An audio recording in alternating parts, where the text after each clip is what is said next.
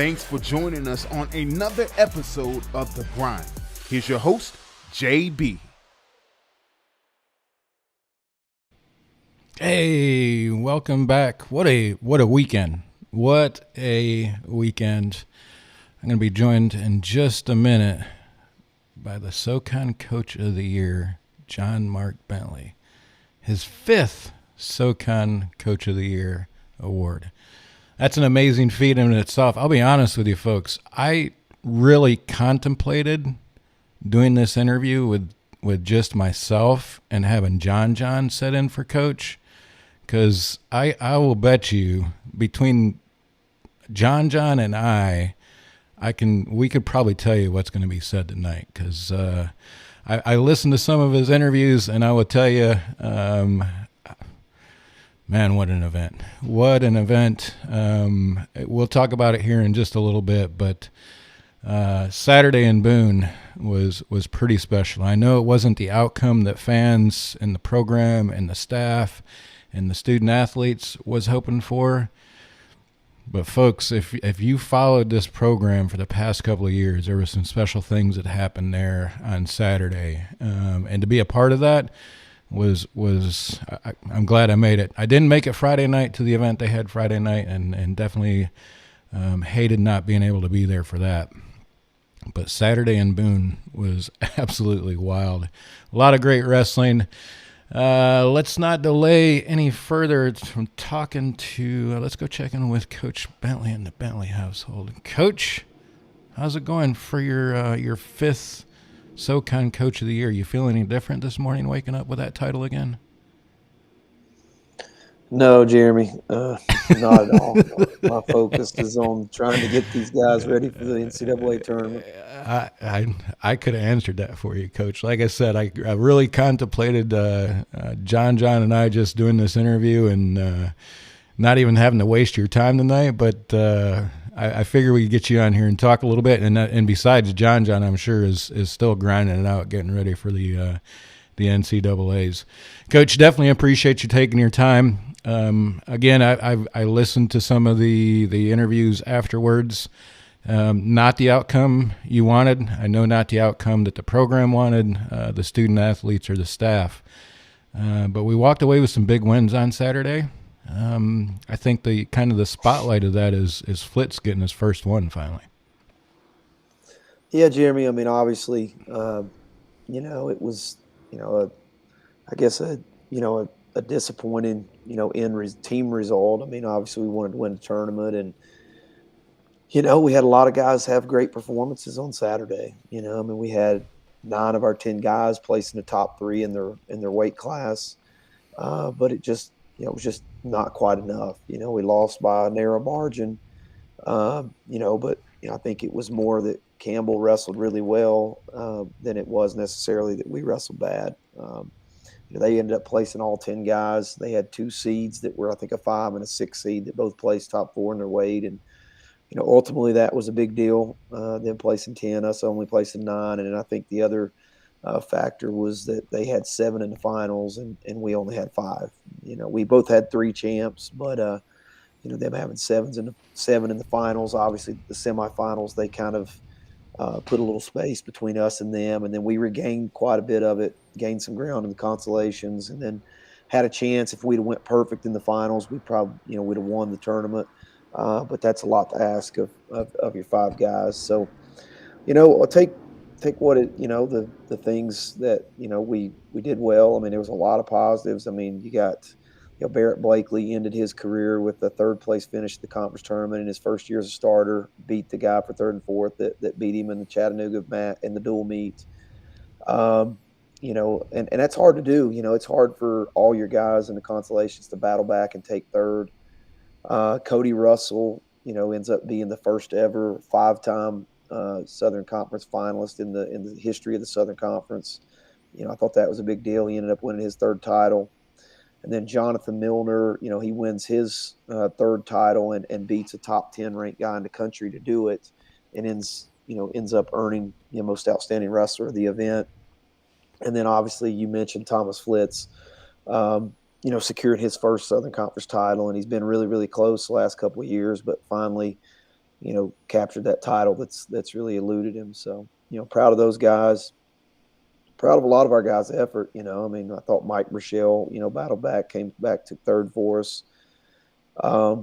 We just, we got to, in the tournament, I think the biggest thing is that there's, we've got to, and I mentioned it before the tournament, you have to place all 10 guys to win. If you have one weight class that you don't place, chances are you're going to lose by a narrow margin.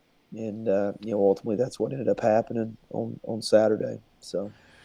Yeah, when you're going against teams of equal caliber like Chattanooga and Campbell, right? I mean, even Chattanooga, I don't recall where they finished. 79, we had 95. Campbell had 100.5. So, yeah, when you're competing with guys, programs of that caliber. I mean, we've talked about Chattanooga, especially these. I mean, these guys have battled us for a few decades, right? I mean, they're in there every year. So even guys like that, as you said, those little ones matter. If you can't get those guys up into those the finals or even in the third place finish, and it's tough to get those points.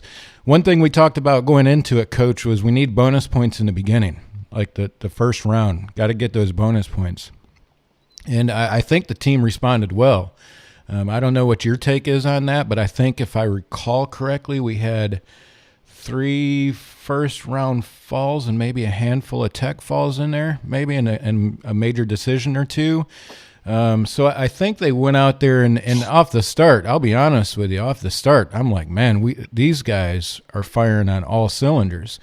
And obviously, the conversation amongst fans that was wearing black and gold Saturday, as a lot of times, right? We point fingers at some inconsistencies in officiating and those sort of things. But the reality of it is that that's what a lot of those losses came down to in those placing matches, was just inconsistencies in some of the, especially the stall calls and some of the points that were awarded or weren't awarded. Not to say that made a difference, but definitely I think the first round, the program responded, had a lot of bonus points in that opening round. If I recall correctly, we had a pretty good, not a huge lead, but we had a decent-sized lead after the first round.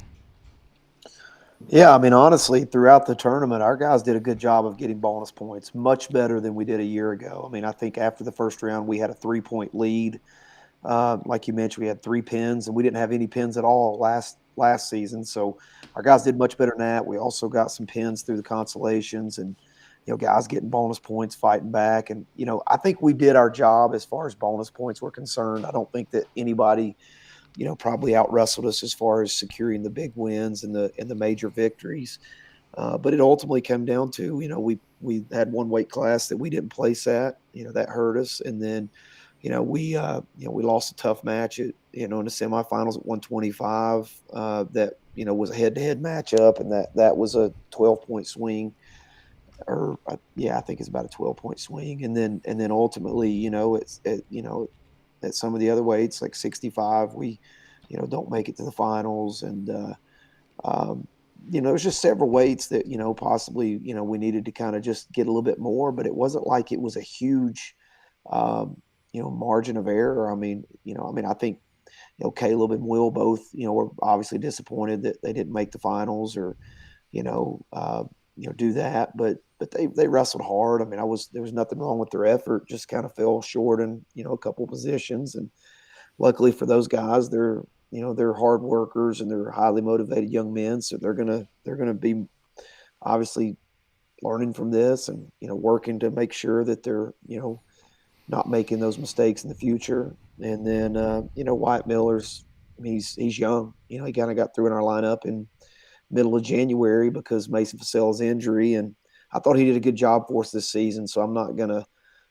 obviously, put that on him as a true freshman. So, it just unfortunate. I don't think it was, it wasn't one person's fault. There were several opportunities that we had to, secure the win. I mean, at 41 and 57 in the finals, we lost by just razor thin margins, but my message to the team was everything matters. Everything matters in that tournament. Like, you have to be perfect.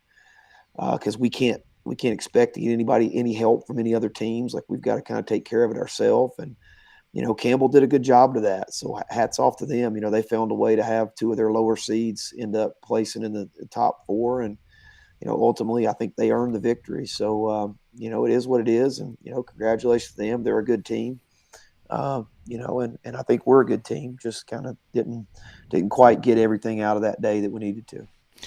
Yeah, Coach, and I'd be amiss if I didn't run down the lineup and just talk about the results, because as you said, there was a lot of takeaways from it, positive takeaways from some first year guys. Caleb Smith, for one, I know he was disappointed in the loss against Corbin, but Corbin's a good wrestler, right? I mean and it was a close decision, a 5-3 decision in Southern victory. Caleb ended up coming back, placing third, and he did get through with a Nat Large today, if I recall correctly. So good things from Caleb. He's obviously still got the opportunity in front of him. Look forward to watching him up there in Detroit as well. Cody Russell, man, what a story. I mean, that kid beat Cody twice this year, I think, if I'm not mistaken.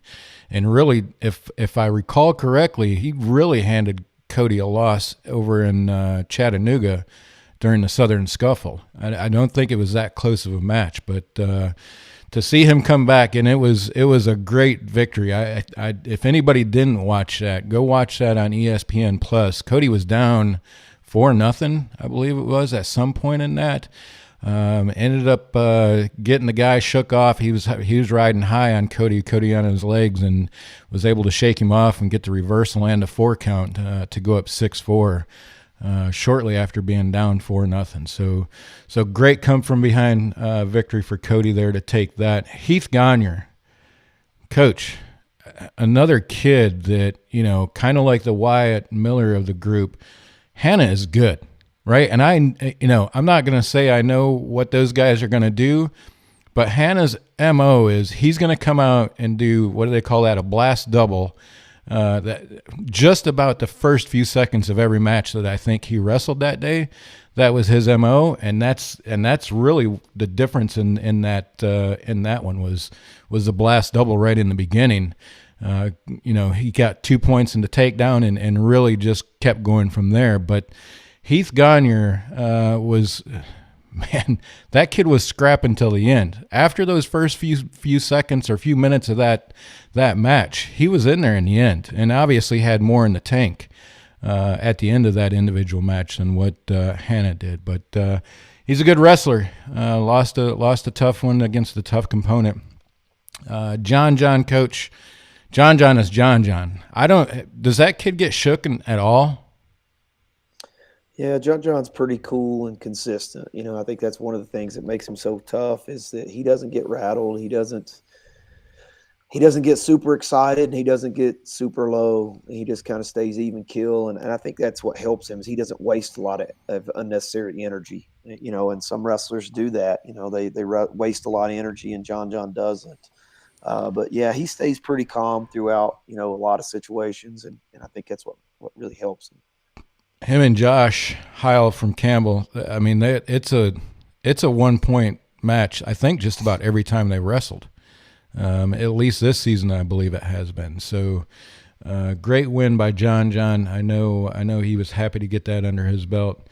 Cody Bond, tough one, really tough one, Coach. That was I don't think these two faced each other last season, if I'm not mistaken. I think this may have been the first time they faced, if I'm correct. Casto was in the conference finals at 65 a year ago. He's weight above Cody. That's what it was. So tough one there. I know Cody was looking forward to repeating. Will Formato, man, what a tough one for Will. Good to see him make the cut, though. Get a chance up there in Detroit with the NCAA Championship. Still got it in front of him. Can still put it together. And if there's a wrestler that can do it, I know Will Formato's got what it takes to go up there and come away with an All-American. Thomas Flitz, Coach, man, what an emotional event. Yeah, absolutely. I mean, I know it was emotional for Thomas, but it was also emotional for for us coaches, and I know his parents, a lot of people that had been along for the ride, the ups and the downs and the disappointments, to finally see him kind of capture that championship that had eluded him for a long time. And I think I think that was really the first big tournament that he's won. I mean, even in high school, obviously his goal was to be a state champion. He fell short his junior and senior year in high school, so he kind of had that monkey on his back. And then, it fell short the last 2 years in the conference finals. And to see him, realize that goal was pretty neat experience as a coach. Yeah, there was just something different about Thomas on that mat on Saturday. I saw a confidence in Thomas that I don't know that I've seen before. And I think even when he, in his interview, he was like, I knew it. Like, I knew that even going into the Southern victory and the overtimes that it went into, Thomas was pretty confident that he had it the entire time. So great to see that. Good to see him be able to head to Detroit, have a last chance there at the NCAA Championship up there as well. Barrett Blakely, man, what a tough one. What a tough one. That he, like you said, Coach, he was grinding it. Good to see him get his third place. I think you said it. This was his first SoCon tournament, correct? Yeah, it's his first year to start in lineup. Yeah, come away with a third place. I know he was definitely hoping for more. Tough loss there in the semifinals against a good, Campbell wrestler in Hopkins. Wyatt Miller, another tough one. Man, that was a heartbreaker. I know that's not the way that Wyatt Miller wanted to go out. Again, a kid that's been thrown in the mix from, really without really much preparation. What was it, the first or second week of the season, Coach? He was in the starting lineup? No, I mean, he was redshirting all first semester, and was right. actually wrestling 184 pounds. He was actually down a weight class. And then we went to Bellarmine right before Christmas break, and Mason Fasella, who was having a great season, had placed top 2 in the Keystone Classic and at our Invitational, really was set to really make a run this year. Has an illegal cutback and it blows his knee out, tears his ACL, MCL, everything out of his knee. And at that point, really, Wyatt was the best option. So we had to pull his red shirt and brought him back from Christmas break early and, pulled his red shirt and, got him ready to go in early January. So he was definitely not expecting to compete this year and probably was very undersized for 197. Yeah, that's what it was. It was our first SoCon duel is when Mason got hurt. That's what I was thinking about. I look forward to watching Wyatt grow. I mean, he obviously comes from a wrestling family. There is no doubt about it. I think he's got the skills. I think he's got the talent. Like you said, it's clear, very, very obvious. And I don't know what the plan is next year for this young man, but he gives up some weight. Like he's on the mat, and he definitely gives up a few pounds to his opponent. So it'll be interesting to see what he develops into this off season and starts out for next year. Burchell, Coach, man, that kid had some heart out there Saturday. Like you said, that was to watch Burchell fight and grind like he did against those heavyweights out there was pretty impressive. I like seeing that from that young man. Hopefully he sticks around. I think the last time we talked to him, he said, sticking around in the offseason is the best thing he's done. Is he coming back for another season, Coach? No, he's done. He's done. Yeah. That's unfortunate because he definitely developed over the last offseason. Coach, we've got 5 that are headed to the NCAA Championships. I know it's not the 7 that we went with last year, but we're heading back with 5. I think it's the most in the SoCon, right? No, Campbell got an at-large bid today, so they've got 6 guys going. Oh, do they? It'll be a 5 passenger bus for sure headed up to the airport to make it up to Detroit. When do you guys head out for Detroit? We'll leave next Tuesday morning. So what's the schedule like? If you guys head out Tuesday, what's the schedule for fans that are wanting to watch the action? What would the schedule be like for that week of the NCAA Championships? Yeah, so first round action starts on Thursday about midday. I'm sure it's going to be ESPN coverage every single round, and starts on Thursday. There's the the first session probably like from 12 to 3, and then there's an evening session which I think starts at 6:30 or 7. And then there's wrestling Friday, and then Saturdays in the medal rounds and the placing matches in the finals. So Thursday, Friday, Saturday next week. Be a lot of good wrestling. It's you got to stay very active on the schedule and the brackets to catch the wrestlers you're looking to watch. I think they had a pretty good program with it last year. You could almost anticipate about the time that the wrestlers were going to be up there, and I believe they even had some sort of text message and notification and that sort of thing last year. If you check out the brackets. So anybody that's interested, go check that out. I'm sure they'll have the lineups posted here soon. You can follow those and see what the brackets and stay in touch with them. I will tell you, watching the App State wrestlers, they're gonna wrestle all the competition in Detroit next week is going to be good competition. There is nobody that's going to be up there that hasn't deserved that spot. Well, I can't say that. There's been a little bit of controversy with that this season, Coach. It's been kind of interesting. I'm not even going to attempt to touch it because it's way over my head with the wrestling knowledge. But it seems to be there's a little bit of controversy with some guys bowing out during their tournaments or something. So I think most of them have deserved to been up there and see some great competition. Coach, any last words before you guys head out to the NCAA Championships? No, like I said, we've just we've had a good year so far, but kind of all our goals are what's right in front of us. We want to have All-Americans. We want to have a first national champion, and that's really kind of why this next 10 days is probably the most important 10 days of the entire season, because this is what everything we work for is about. And so I'm proud of the group we've got going with the addition of our 2 at-large bids today with Caleb Smith and Will Formato, who both deserve to go because they actually qualified the bids for the conference. And I'm glad to see them get their opportunity, and they're very capable of getting it done up there. And like I've told those guys like all week, Kyle Blevins, the year he took 4th in the NCAA for us, he had to get an at-large bid to go. So there's nothing that says you can't All-American from the with receiving an at-large bid. It's all still in front of those 5 young men, Coach. They got the opportunity they've been waiting for still. It's going to be awesome to watch them, Coach. Be a great event, I'm sure. And I have to give a shout out to Zebulon Miller. His coverage of the SoCon tournament, if anybody didn't catch his Twitter account and everything that he's doing on YouTube, was absolutely phenomenal. And I will tell you, I can't do it. I mean, I've been asked by Brett and those guys if we were looking for media credentials and that sort of thing. If I sat at the media table, Brett would have to escort me away from that table the first questionable call that the official didn't call or did call. So I'm an App State wrestling fan first, and I do what I do here to help get the word out. So, Mr. Miller, man, hats off to you. You had some great coverage. It was great to be able to hear from our student athletes. Great to hear from the coach after the match and all that. So if you guys haven't checked it out, go check out his content. He done a fabulous job, much more than I would ever be able to do. And I definitely wouldn't want to be escorted out of the venue.